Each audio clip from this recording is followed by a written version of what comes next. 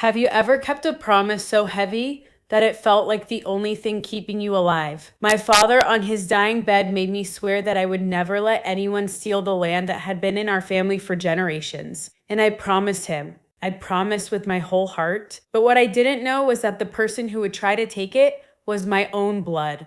My uncle, my father's own brother. I still remember that night, the way the air felt heavy inside the room. My father's breathing was weak, shallow, and every time he coughed, my mother would hold his hand tighter. I was sitting right beside him, my hands trembling, my eyes swollen from crying. Emma, he whispered, his voice barely audible, you must promise me something. I leaned closer, scared I might miss his words. This land, this soil, it's not just earth, it's where I built our home. It's where your mother and I raised you. It belongs to you now. Promise me you will never let anyone take it away. Tears blurred my eyes. My throat tightened. I promise, Dad, I said, choking on the words. I swear I'll protect it. He smiled faintly, and in that moment, I thought he looked relieved. But then I saw something else. Standing at the corner of the room, arms crossed, was my Uncle Robert. He wasn't crying. He wasn't even sad. He was just staring, cold, calculating. Something about that look gave me chills. My father passed away a few days later. The house was full of relatives, people bringing food, people saying how sorry they were. But grief has a strange way of exposing people's true faces. At the funeral, I noticed Uncle Robert more than anyone else. While others cried or shared memories of my father, he stood tall, greeting people like he was the head of the family. And maybe that's when I first realized he was already planning something. 2 weeks later, when the relatives had gone and silence filled our house, Robert came to see me and my mother. Emma, he said, sitting across from me, you're too young to handle property matters. Let me take care of things. You just focus on your studies. I frowned, but Dad told me. Forget what he told you, he snapped. Promises mean nothing without papers. In the papers, they will speak the truth. His words cut me deep. I didn't know what he meant then, but I was about to find out. One morning, the mail came in. Among the usual bills and notices was a letter from the county office. I opened it casually, thinking it was routine paperwork. But as I read the words, my hands froze. The transfer of ownership for the Wilson property has been completed. New owner, Robert Wilson. My body shook. My chest felt tight. No, this isn't possible. I rushed to the county office the same day, papers clutched in my hand, heart pounding like a drum. Behind the desk, the officer looked bored as he flipped through files. Yes, it's official. The land is under Robert Wilson's name. It's all signed and sealed. Signed. But my father would never, he wouldn't do this. The officer shrugged. I don't know what to tell you. His signature is here. The notary stamp is here. Legally, it's solid. My knees almost gave out. I stumbled outside, the sunlight blinding me, tears streaming down my face. It felt like the world was spinning, collapsing. At home, I confronted my uncle. You forged those papers. Dad would never sign them. He leaned back in his chair, smirking. You think anyone will believe you, Emma? The documents are legal. The land is mine now, and there's nothing you can do. Rage boiled inside me. You betrayed your own brother's last wish. But he just laughed. Life isn't about wishes. It's about power, and I have it. That night, I cried harder than I ever had before. My mother tried to comfort me, but I felt broken, hopeless. Every time I closed my eyes, I saw my father's face. His voice echoed in my ears. Promise me you'll never let anyone take it away. And I realized this was no longer just about land. This was about keeping my father's promise alive. The next morning, I woke up with swollen eyes but a stronger heart. I'm not giving up, I whispered to myself. Dad trusted me, and I will not fail him. I began visiting lawyers, asking for advice, showing them the suspicious papers. Most of them shook their heads. It's too strong. The documents are watertight. But I kept searching. I refused to give up. And deep down, I knew if my uncle had faked these documents, somewhere, somehow, the truth had to exist. And so began my journey, a battle not just for land, but for my father's honor, for my family's truth, and for the promise I had made on his deathbed. I didn't know where this road would take me. I didn't know how much pain I would endure, but I knew one thing. I wasn't backing down. That night, I couldn't sleep. My eyes kept staring at the ceiling while my father's voice replayed in my head. Promise me you'll never let anyone take it away. But I had already failed him, hadn't I? The land was gone, signed away, and my uncle was sleeping peacefully in his home while I drowned in guilt. I turned on the lamp, sat at the edge of my bed, and whispered to myself, No, Emma, it's not over. It can't be over. The very next morning, I carried the documents to a law office in town. The lawyer, Mr. Collins, looked at them carefully. Emma, the papers are clean. The notary is real. Unless you can prove the signature was forged, the court will dismiss you in seconds. My heart sank. But I know my father. He would never sign this. I can feel it. Mr. Collins sighed. Feelings don't win cases. Evidence does. I left the office defeated, but not destroyed. Each rejection lit a small fire inside me. That evening, my mother placed a cup of tea in front of me. She sat quietly, her eyes full of sorrow but also strength. Emma, don't let this break you. Your father believed in you. I believe in you. If Robert cheated, then one day, truth will reveal itself. Her words gave me the strength I needed. I wasn't fighting alone. The next week, I gathered my courage and went to Uncle Robert's house. He opened the door with a smug smile. Why are you here again, Emma? Haven't you embarrassed yourself enough? I clenched my fists. You stole from me. You forged Dad's will, and I will prove it. He chuckled. Prove it? To whom? The whole town believes me. The law believes me. Even your relatives whisper that you're just a naive little girl. Face it, Emma. You lost. My throat tightened, but I refused to cry in front of him. No, I haven't lost. Not yet. As days turned into weeks, I felt the weight of isolation. Friends stopped calling. Relatives avoided me. At the grocery store, people whispered behind my back. They said, poor Emma. She's fighting a losing battle. She should just let it go. But I couldn't. Every time I looked at the land, I saw my father's shadow working in the fields. His hands rough, his back bent, his eyes filled with pride. Letting it go meant letting him down. One afternoon, as I was digging through old family boxes in the attic, I stumbled upon a small envelope. On it, in my father's handwriting, were the words, "For Emma, when I'm gone." My hands trembled as I opened it. Inside was a letter, written in his weak but clear handwriting. Emma, if Robert tries to take what is yours, trust Mr. Harris. He has a copy of the truth. My eyes filled with tears. Mr. Harris, Dad's old friend, the lawyer. For the first time in weeks, hope surged through me. The fight wasn't over. Maybe, just maybe, justice still had a chance. As I held the letter close to my chest, I whispered through tears, Dad, you left me away. You didn't abandon me. I will fight. I will keep my promise. And with that, the battle entered a new stage. I wasn't just a grieving daughter anymore. I was a warrior, armed with my father's truth. I held my father's letter in my trembling hands, reading the words over and over, afraid they might fade if I blinked. His handwriting, shaky but familiar, carried more power than any lawyer's argument. He had thought of me. He had prepared for this moment, and he had left me a clue. For the first time in weeks, I felt the weight lift just a little. I wasn't completely alone. The next morning, I drove to the old part of town where Mr. Harris, my father's lifelong friend and a retired lawyer, still lived.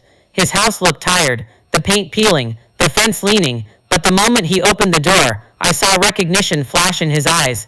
Emma, he whispered, almost as if my father's ghost was standing behind me. You look just like him. I handed him the letter without speaking, afraid my voice might crack. He adjusted his glasses, read the words carefully, and nodded. Yes, your father came to me months before he passed. He suspected Robert would try something. He asked me to keep a copy of his original will. My knees almost gave out. You have it. You still have it. Mr. Harris reached into a drawer and pulled out a sealed envelope. It's here, untouched. This will leave everything to you and your mother. Robert's name isn't mentioned once.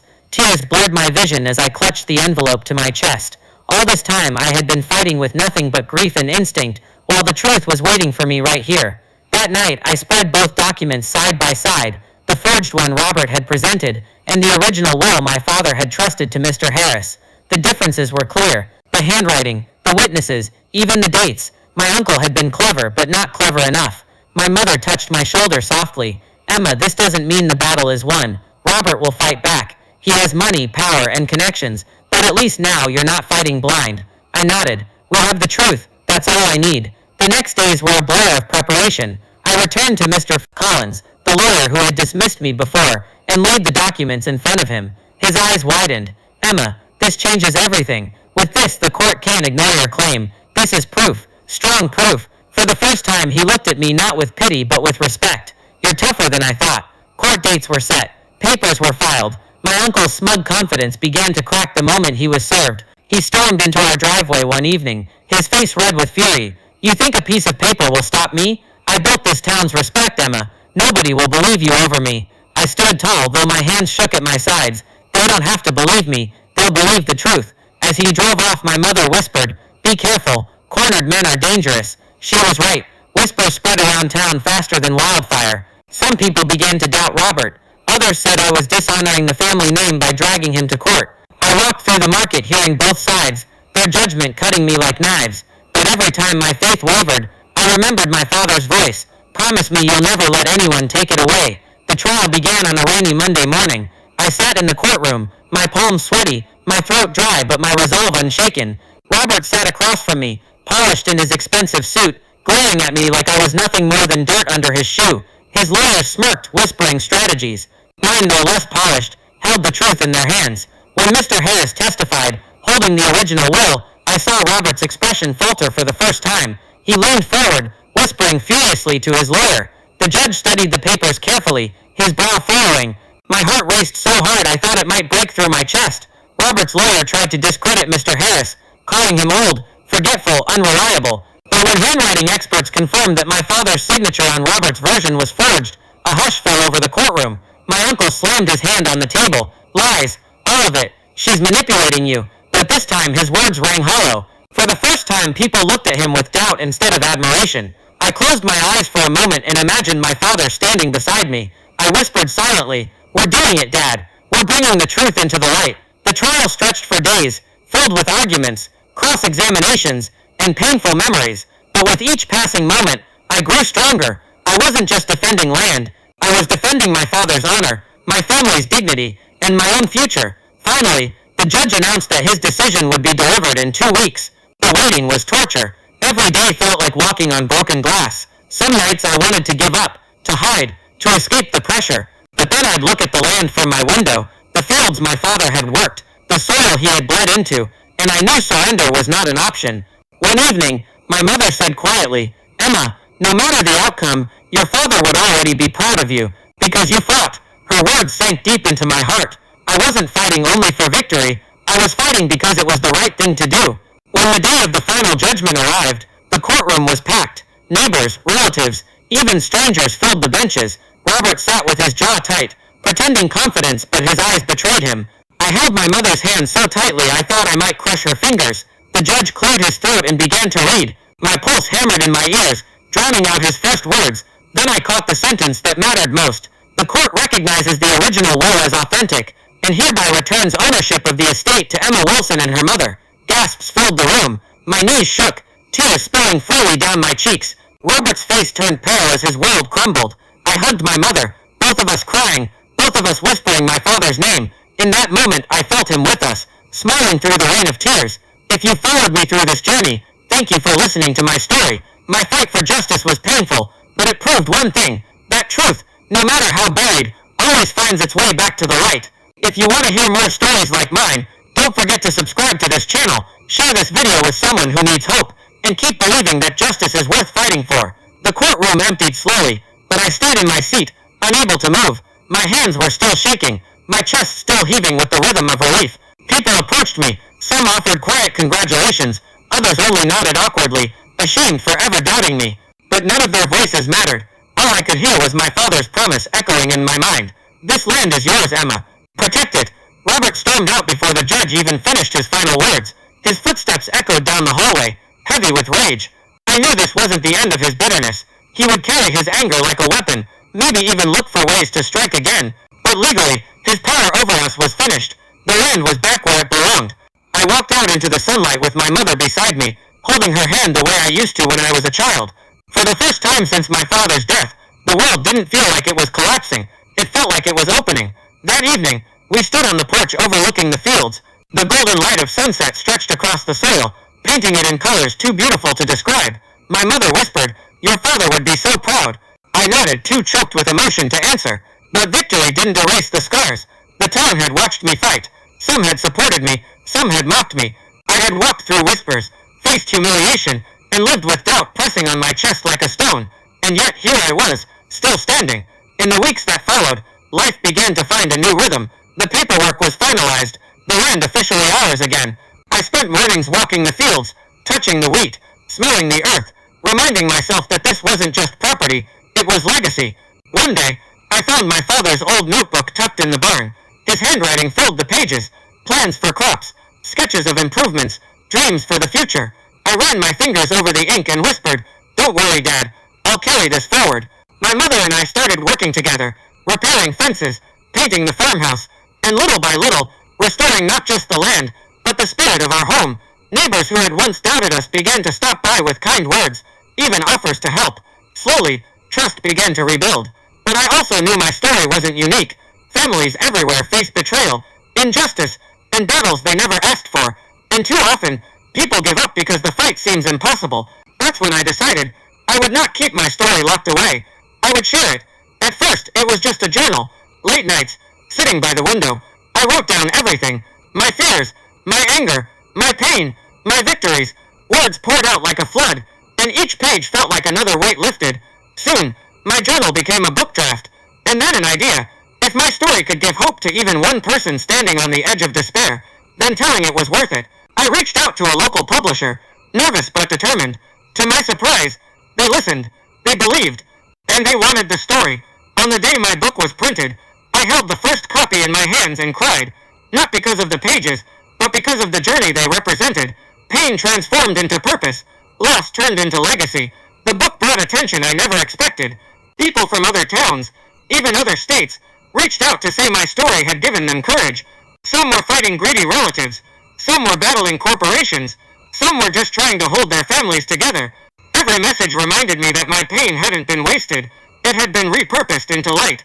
Robert of course tried to discredit me. He told anyone who would listen that I was lying, exaggerating, twisting the truth. But his words carried no weight anymore. People had seen the court's decision. They had seen his mask crack. He was no longer the man they admired. He was the man they pitied. One evening, long after the book was released, I visited my father's grave. I knelt in the grass, placed the book on the stone, and whispered, "We did it. We protected everything you built, and I promise, I'll keep protecting it." Tears streamed down my cheeks, but they weren't only of sadness. They were of gratitude. Gratitude for my father's strength, my mother's love, and the resilience I didn't even know I carried inside me. Months later, the farm was thriving again. The fields stretched wide and green. The barn stood strong, and laughter filled the house once more. My mother, older now, but smiling brighter than ever, often reminded me, "Emma, we survived because you didn't give up." I realized something then. Survival wasn't just about winning a court case.